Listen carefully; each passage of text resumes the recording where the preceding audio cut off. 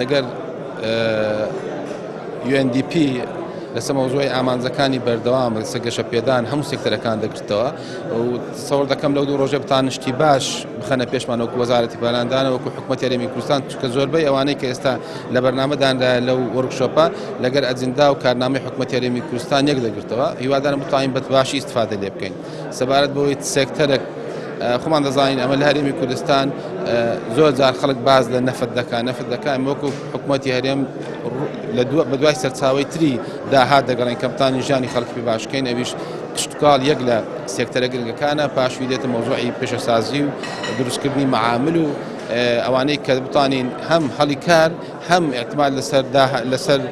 بەروبوومی ناوخۆ بکەین. بودجەی تایبەت ئینشاڵڵا لە بەغدایە خەریکین بودجەی یاسای بودجەی 2020 تەواو بیتن هەموو ئەو سێکتەرانەی کە باسی لێ دەکەین هەمووی پارەی لۆدا دەنرێتن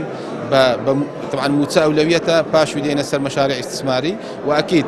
هەم بە کەرتی گشتی و هەم بە شەراکەتی کەرتی تایبەت ئەو سێکتەرانی کە باسم کرد لە کشتتوکاڵ و لە پیشەسازی و بازرگانی ئەولەویەتی کابینی نوێمی حکوومەتی هەرێمی کوردستان دەبێت.